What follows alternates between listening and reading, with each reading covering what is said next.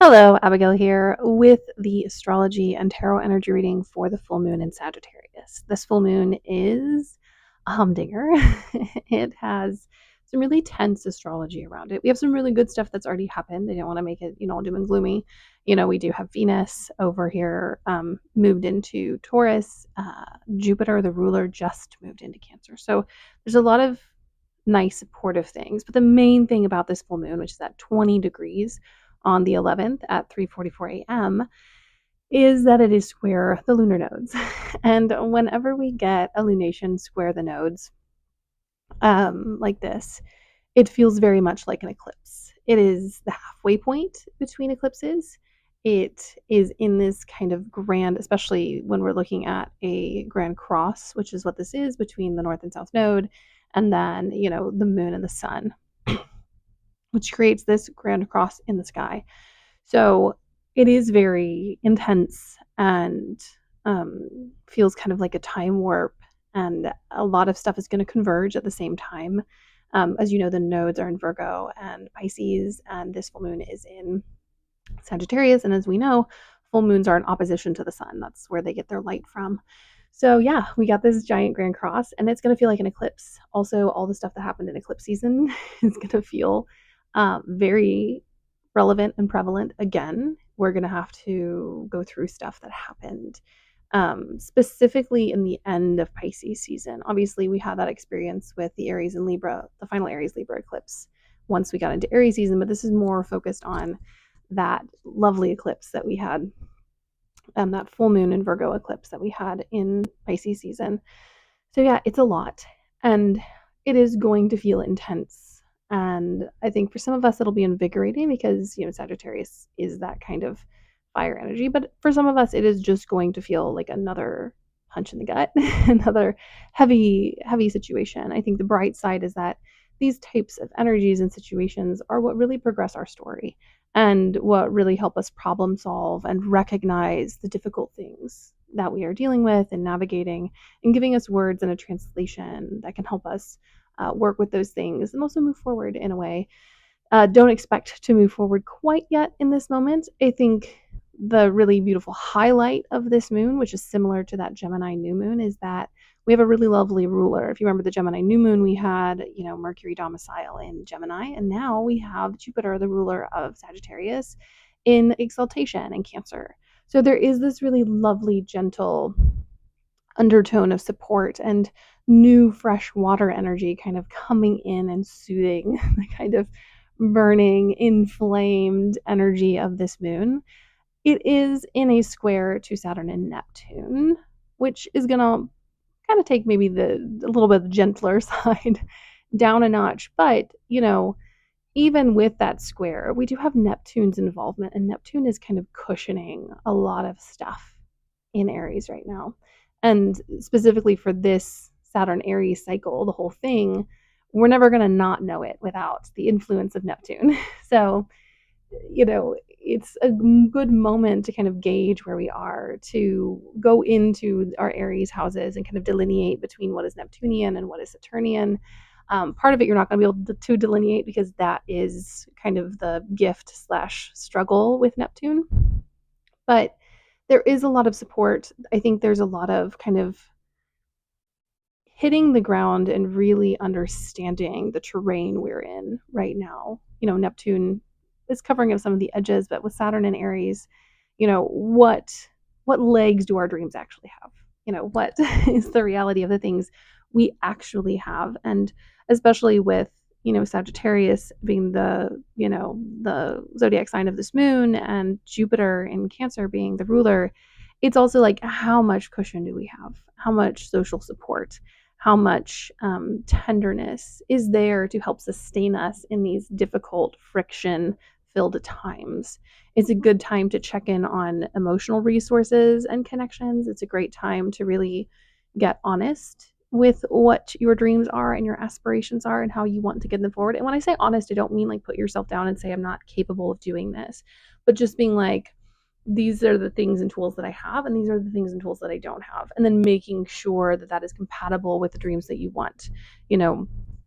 I am someone who has not quite had a handle on their tools before and had certain dreams and then realized later that, oh, I don't really want that dream anymore. And part of that is because I've never really had or wanted the tools that are required for that dream. So it is time to really check in with our progression and with our path moving forward and to really be honest and true to who we are within the context of fantasy and desire and just craving something that's really good and beautiful. Um, so don't feel completely disheartened. Especially with Saturn's involvement, it might be a moment where we're like, I'm never going to get to do this because I don't have maybe, the community support or the friends or the people. I think something I've struggled with, which is very personal to my chart, is I never have. I was intentionally isolated by culty parents as a child. I've never had a large community of people to stand behind me and back me up and protect me. In fact, no one has really protected me but myself. So it's a moment where I have to be honest with myself with the fact that I need that, community and protection. It's also a moment, and this is just an example from my chart that you can kind of take and apply to your chart in its own, unique way. What I need and what I have, but what I don't have, like I've never had a community. And so how do I get that? But how do I get it in the way that works for me? Because I'm also autistic and I struggle in larger groups of people because I don't really like hierarchies, and a lot of groups tend to default to hierarchy. I don't want to be in charge, but I'm also not up to blindly follow someone. I'm very happy to collaborate and to work together, but I'm not happy to kowtow to like one or two people who are popular and may or may not have the skills to, facilitate a group setting. Um, and I'm also very willing to step back in those moments. So, look at your own chart and put this moment in context. This is a really important astrological, like every astrological moment is important to put in the context of your chart. But I think to understand the vast depth of this moment, because also with the lunar nodes involved, we're talking about past life things, we're talking about old patterns and new patterns. What does your chart have to say about those things? And if you don't know, you can always get a reading with someone. Oh, also, I'm trying to do this mid-video now because I don't know what's working at the end. But please like and subscribe to my videos if you like my content. I would really appreciate it. It makes my life better and also, gives me some more visibility in the world.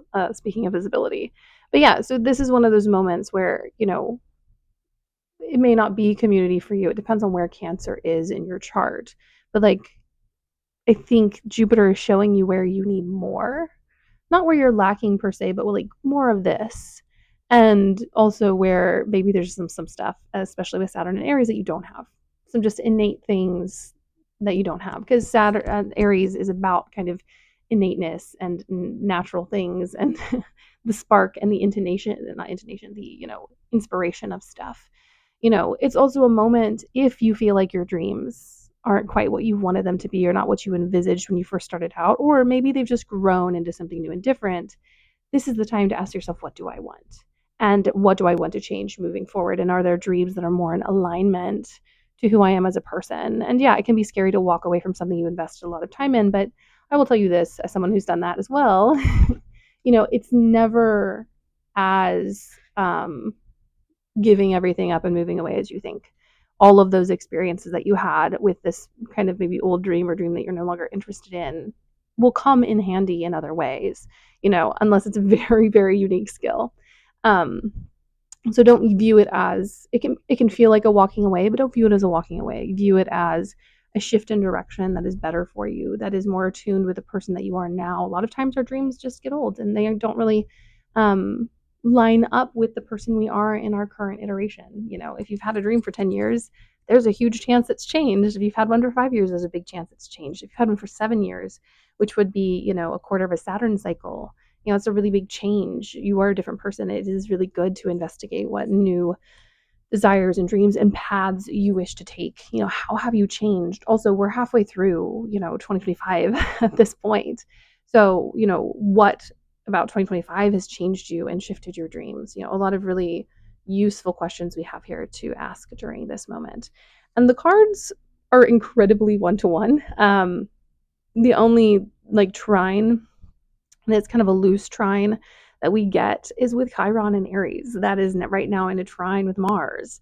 So even in the free-flowing moments, Mars trine Chiron and Chiron trine the moon, it can be painful. It can be rough. And I think it's important to put this in the context of the week. There are so many squares this week. And I don't think squares are innately bad, but squares cause friction. So there is definitely unsettling of things, shaking things up, being like, this handle is not turning. We either need to get a key, oil it, break it down, try a different door.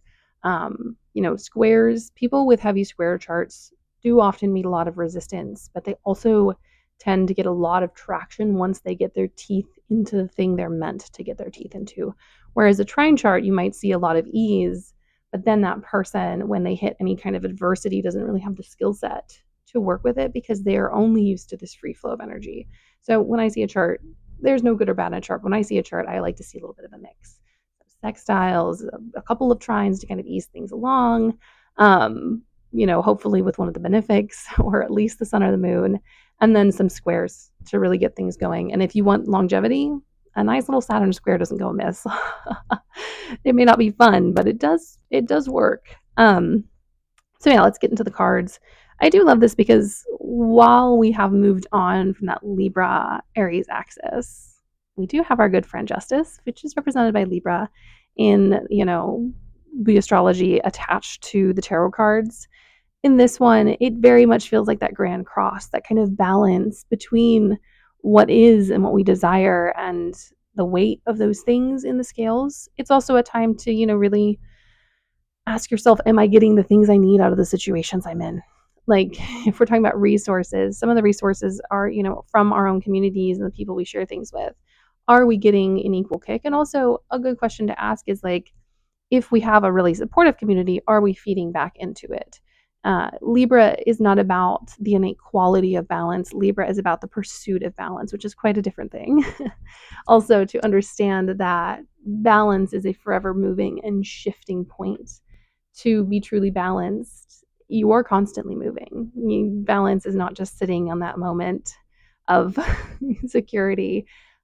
It will shift and you'll have to shift with it. So this is a moment to shift. It's also a moment to maybe cut some things off.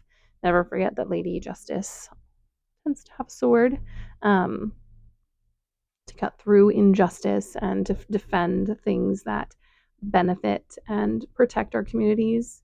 So, what are things you care passionately about? What does justice mean to you in this moment? And how can you be attuned and participate in your own sense of justice and then justice kind of in the greater world?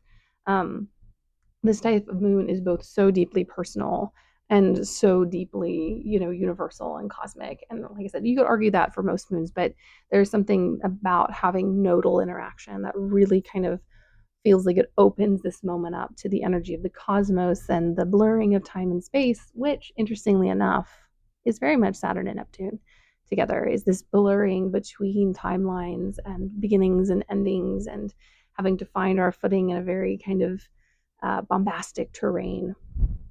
And justice can be one of the compasses that helps us navigate these moments, and finding our own inner compass of what we consider to be right and wrong is also important. And to both hold people accountable to universal moral and ethical things, but to also know deep down our own and know that we can have those whether anyone agrees with us or not. And it's not about, enforcing something on someone else. It's about creating safety within a community and having a strong sense of self and desire. And then we have this one because I love this one. I've been getting this one a hot second. We have the Hanged One. And it feels very appropriate for a Grand Cross. It is this moment of being stuck, kind of pinned between multiple points. This figure is often kind of considered to be an echo of, St. Peter crucified upside down, which is a part of a lot of the Christian canon. And so if you think about, if you replace this and make it a cross, it very much, especially if the hands are pinned, it very much represents that grand cross, this moment of feeling trapped almost and unable to move forward. I think a way to kind of consider this is to consider it more as taking some time to sit in difficult themes and sit in some stuff that we have to face anyways, and taking accountability and responsibility, and also looking at the discomforts that you're experiencing and gauging your ability to manage them. Do you want to continue participating in something that is hurting you? Do you want to continue participating in something that is really hard and difficult? And if it is worth it, then it's worth it. But if it's not, then what's the point? We don't need to become martyrs for no reason. And then we have this lovely Six of Cups, which whenever I see this, it's very indicative of past life themes, of having to kind of go back in time or go into different timelines to find answers and keys to emotional problems and struggles. You know, the North Node is in Pisces. We are unraveling some really intense past life stuff. Even if you're not interested in past life stuff, things are happening within your physical body and your spiritual body that are influenced by these things. Obviously, you don't have to believe it if you don't want to, but that's just what I believe. And so, it is time to maybe sit in this hanged one moment and do a little blast to the past. If you don't think it's the recent past, you can do past life work, you can do karmic remediation, you can go to a medium who does visions of past lives. I do all of those things, but you can go to anyone who has the skill set who feels right for you. But yeah, it's a great moment to ask yourself what and who you are in space and time, and also to recognize that that can be fluid. I'm queer, and I think it really influences my practice. Nothing has to be set in stone. You don't have to be the same person you were yesterday. We learn new stuff about ourselves every day, and I think that is a part of this moment, is recognizing that we change, and it's a very Sagittarian thing to change and to expand and to become something we could never imagine, which I think is really beautiful. And speaking of Sagittarius, we have a Page of Wands. In all of this, there is that Sagittarian energy, especially ruled by that Cancer, Jupiter, playful and fun. And if you know now that you need either a refresh on a dream or you want to go in a different direction in your life, now is the time to honestly and intuitively, very Saturn and Aries, follow your passions and your desires and your dreams, and dig into kind of like a childlike wonder around what you might find once you give yourself permission to go after what you really want. And maybe you don't know what you really want yet, but that's part of the fun, is going out and finding that. And I really love this because a lot of this reading is just so crazily one-to-one. We have the Chariot, which is the card for Cancer. We are going to be going into Cancer season here in a minute. We are on this really grand journey. We're moving through space and time. It also reminds me that 2 years ago, the numerological sign, sign was 7, and the card for the major arcana is the 7. And if you think about the 7s in the minor arcana, it's all about decisions and choices, and having to navigate places and things that may not be optimal, that may require struggle or work or perception. All of these things are here. They require a skill set that either we have to hone or have to engage in. And I think it's important to kind of take that in as part of our journey through Cancer with Jupiter, to really ask ourselves, what are things that are innate and comfortable and have ease for me?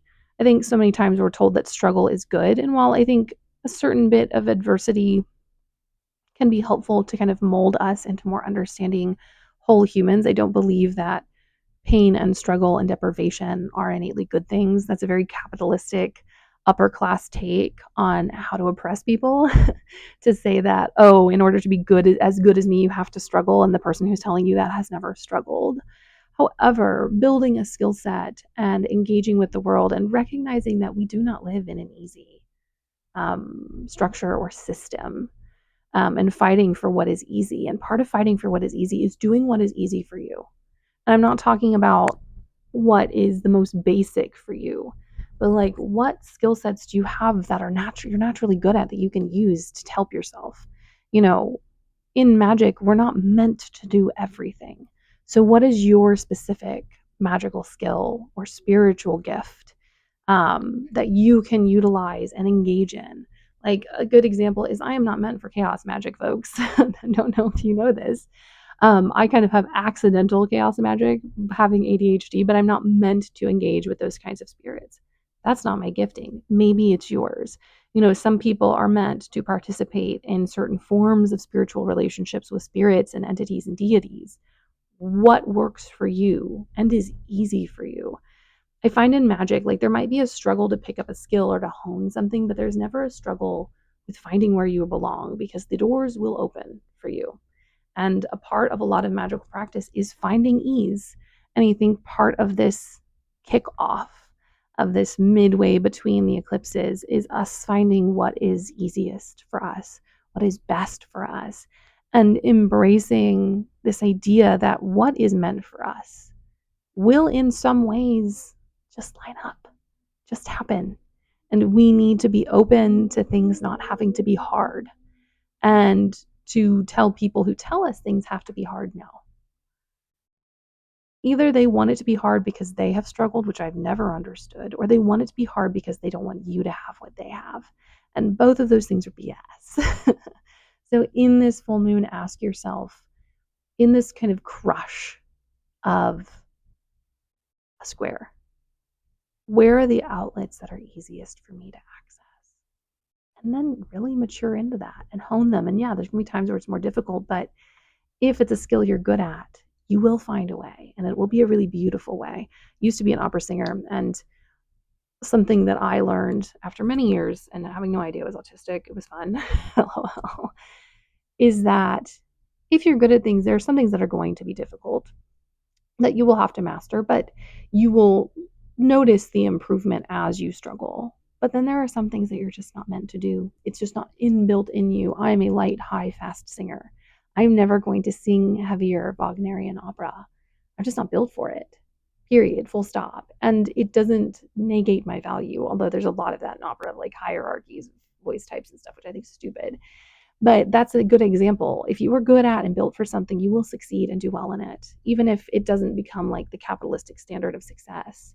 And there are some things that are not meant for you. And I think this moment in time is the beginning of you understanding the delineation between what is meant for you and what is not. And if you have had, sorry, there's like a hair somewhere on my face.